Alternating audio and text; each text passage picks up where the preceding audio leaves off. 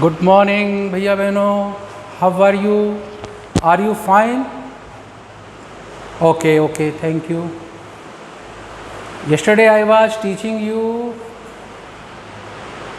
voice. I told you there are two types of voice, active voice and passive voice. Yesterday we have changed from active to passive present continuous tense. Today I am going to change active sentence present perfect tense. Active present perfect tense.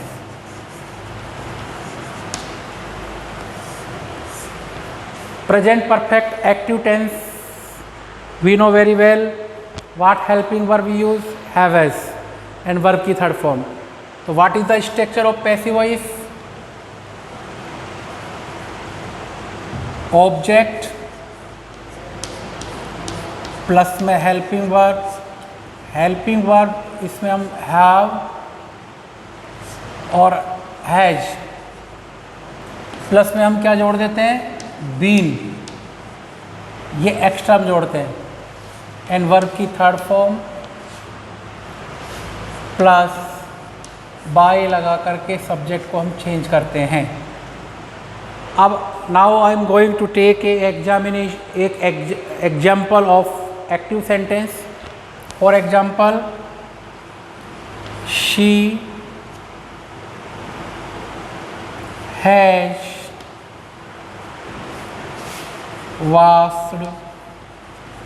washed her clothes. This is the active sentence. This is the active sentence of present perfect tense. Now we change into passive. So what structure we use? Object at first object. In place of subject we use the object. So in this sentence what is the object? Object is her clothes. What is the object? Object is her clothes. So in place of subject, as per structure we take the object. So object her clothes. Now we take the helping verb have as. तो हर cloth में helping verb use होगा have.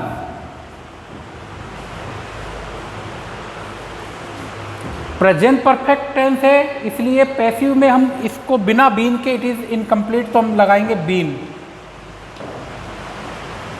Been लगाएंगे. Now third form wash. Subject क्या है इसमें? She. तो she का subject क्या हो गया? बाय हर. ऑब्जेक्ट क्या चेंज हो गया? बाय हर. तो हर क्लॉथ्स ये ऑब्जेक्ट हो गया. हैव हेल्पिंग वर्ब हो गया. बीन पैसिव वॉइस के कारण इसमें जुड़ गया. मेन वर्ब की ये थर्ड फॉर्म हो गया और ये बाय लगाकर सब्जेक्ट होते हैं. इस प्रकार से we change from active to passive present perfect tense. If you want to make negative sentence, so have not been. For example, her clothes have not been washed by her. Have not been. We don't use have been not, have not been. You remember always have not been. तो this is the present perfect tense का जो ये active sentence था उसको हमने किसमें change किया? Passive में चेंज किया.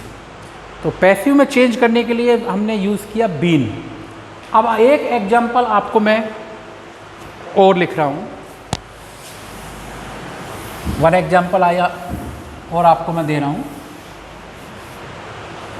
Please watch carefully.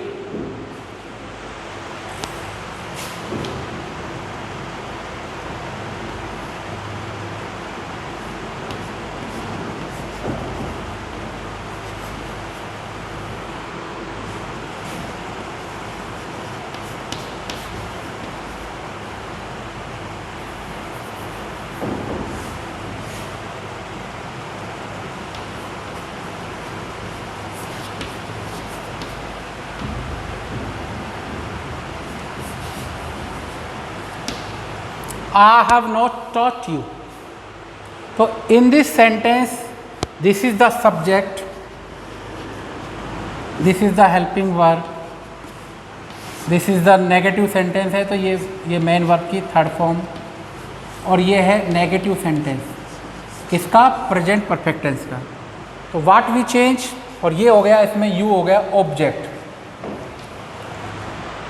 You know very well, pronoun table के अंतर्गत जो ऑब्जेक्टिव प्रोनाउन होता है, क्या होता है, ऑब्जेक्टिव प्रोनाउन, वो क्या क्या होता है, me, us, you,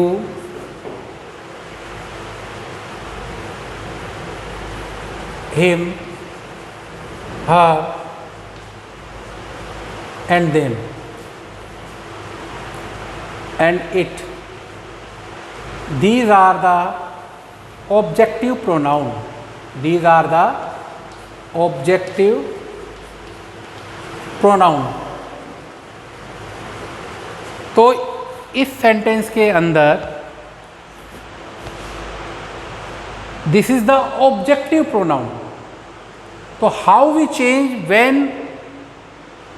A objective sentence in a sentence, तो how we change, this is the objective change, ये यू है ऑब्जेक्टिव, तो यू का सब्जेक्टिव क्या होगा, यू होगा।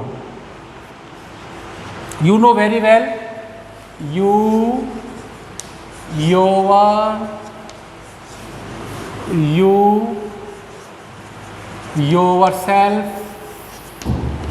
तो दिस यू ये सब्जेक्ट है और दिस यू ये ऑब्जेक्ट है।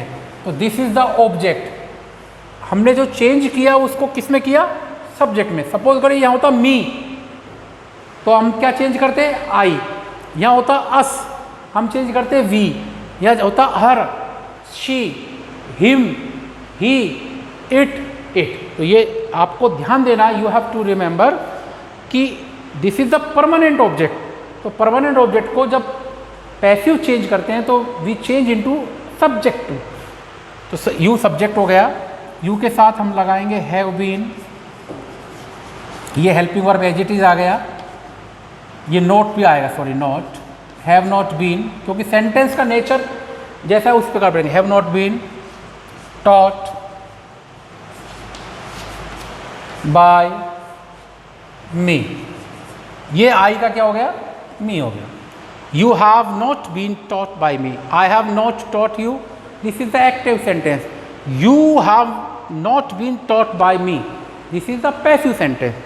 तो you should have the always remember when a object in a sentence, एक ऑब्जेक्ट एक एक्टिव सेंटेंस में होता है, तो उसको passive, when we change into passive, तो उस ऑब्जेक्ट को हम किस में चेंज करते हैं, सब्जेक्ट में चेंज करते हैं। ओके, तो you have not been taught by me. एक एग्जांपल और मैं दे रहा हूं इसी टाइप का। वी हैव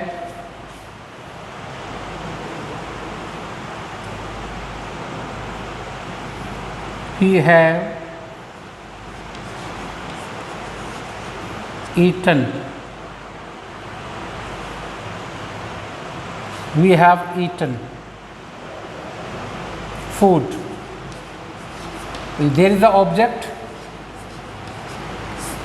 main verb की third form, helping verb and subject. Object को पहले ले आएंगे तो क्या हो जाएगा, फूड।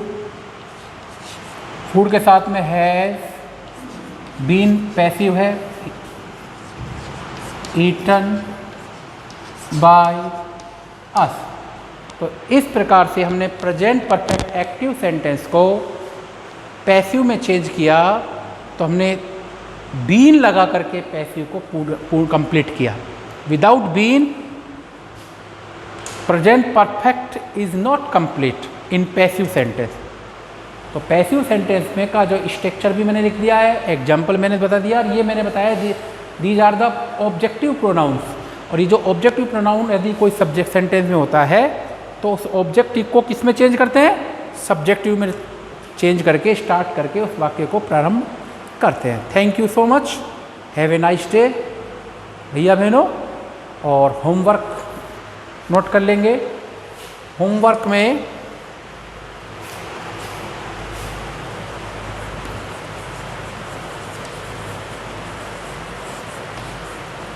प्रेजेंट परफेक्ट के